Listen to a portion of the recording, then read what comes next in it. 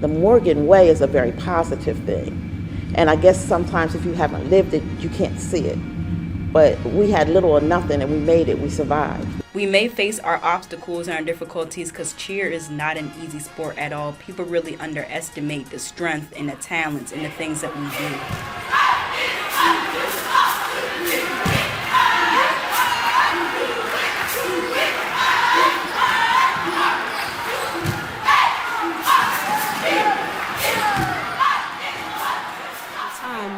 Definitely had one of the best HBCU cheer teams. They were the only ones that competed. They were only HBCU at the time that competed at college nationals, and I wanted to compete, and I also wanted to go to a HBCU because, I'm from Southern California, so I'm around a certain demographic my whole life. I just wanted to see something else, be with somebody new.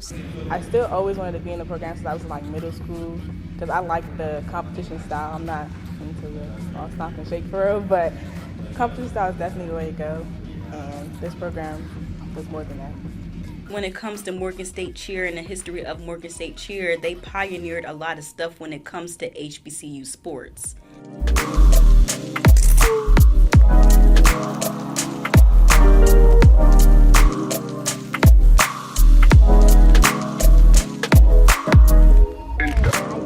Like most of my cheer coaches cheered at Morgan, so I already knew about the history, like the coaches, like and all the accomplishments that they had. We weren't what we are today, of course. We didn't require as much of the athletic ability as the cheerleaders have today. But Morgan has always been like in advance and top 3 for the longest. Like, please don't ever count Morgan State out. In the past, Morgan State has won 5 MEAC championships when they used to do the MEAC competitions. And then my freshman year, we were the first team to be in the top 3. We got second place at Daytona in the NCAA Nationals. A lot of teams in the MEAC are now starting to go to nationals. They're starting to go to all these competitions that we go to, and it's like they're gunning for us. It's still friendly competition, but it's like a lot of pressure and a lot of eyes are on Morgan State. Always there are other people or athletes, sometimes don't consider cheerleaders athletes, but we used to say, look up on the wall, we have the championships. Nobody has more championships than us. Once we started showing a pattern of winning and going to nationals and being the only all-girl HBCU going to nationals, it attracted people. It attracted athletes that we really didn't have to teach, we just had to organize. And they pretty much taught themselves. I know a lot about cheerleading. I know a lot of ways to make it work, but to actually do those things, I didn't cheer this way. I've never experienced doing what they're doing. So we were just blessed and fortunate enough to not really have to recruit. They just came. And a lot of times the captains ran things, and we were just there to make sure that things ran smoothly. They see we get a lot of recognition that way, so other coaches see that, and they want their girls to go here and become a part of a winning program as well. I think, so that's one way when we started, when we got the girls here, we started building that to come, we get future girls to come. And we've expanded now. Now we get young ladies coming from as far as, all over the country. People expect a lot. Once you're on the top and you're on top for a long time, they expect you to stay there. And we're just like every other sport. There's turnovers, there's starting over again. And although they don't have to start over with a new coach every 4 years, the personality of the team changes. So it's each team has a different personality, just like each individual has a personality. And I think that the team that I have right now, it's a really good mix. They don't give me a hard way to go. They're coachable and they're young. So it's all on them to actually succeed, because with so many young people, it's like starting the program over again. And it's going to be on them how far they want to go. Because again, physically, they're able to do it. They have to open up their minds and think the same thing about themselves that I think about them, which is that they're top-notch athletes, but you got to push yourself. As soon as they get that all together, again, they're young, I think they'll be good. In about 2-3 years, they're going to be a real force to be reckoned with. They really will if they stick together. Honestly, of course, I feel like every team, they have alumni. So they make it hard for you. Like, they're going to, there's a certain standard that has to be set. So in the past, a lot of Morgan cheerleaders, when you look at them, they're very hard working, determined, they want to win. So it's like coming into a team like this, you can't just come in here just thinking, all right, I'm gonna just do whatever. Like, you have a certain like history that you have to continue going on into the future. I think it's one of the leading programs in the nation, especially not just Black college, but nationally. You know, because and we find ourselves when we've gone to national competitions, how we've had school coaches and even cheerleaders alike from PWIs have come up to us. They've heard about Morgan's program, and they're fascinated by Morgan's program. What kept me here is the relationships I've gotten. Like my teammates, they're not only just my teammates, but they're definitely like sisters. For I really don't have any other friends outside of like athletics, the athletic department. I feel like in the athletic department we all kind of stick together.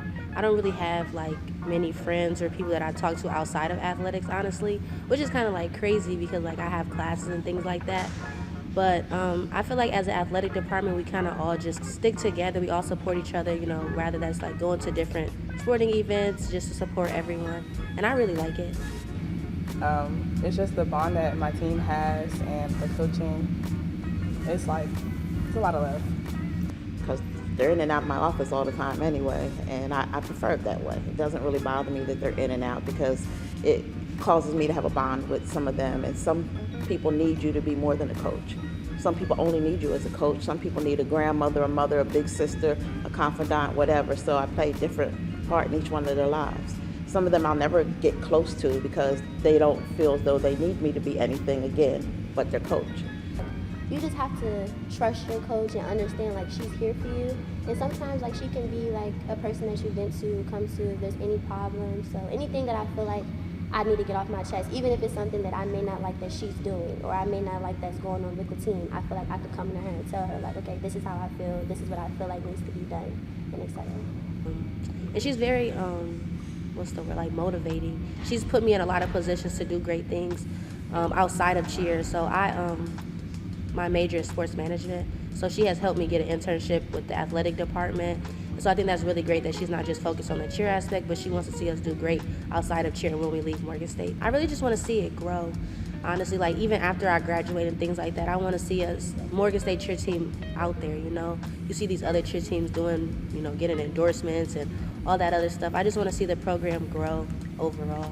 What I think next is for Morgan State cheer is that this year we're coming back better than ever. Last year was not our best year, but please don't count us out because we're coming for y'all, definitely. Team goals, I would say it's just win nationals.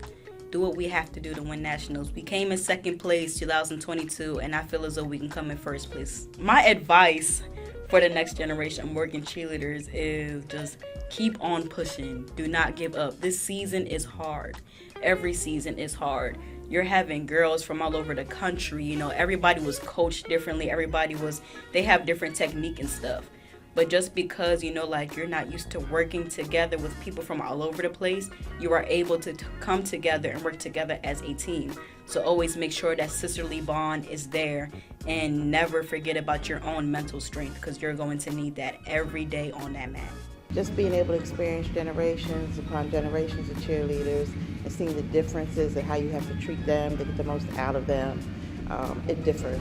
Just like a mother has to treat her children differently, but may love them the same, you have to do the same thing with coaching. Am I done? I think that I've done what I can to lay a foundation, and it's somebody else's job to take it to the next level. I just want to leave on a good year, on good terms, and I'm feeling my way through that now to make the final decision when that'll be.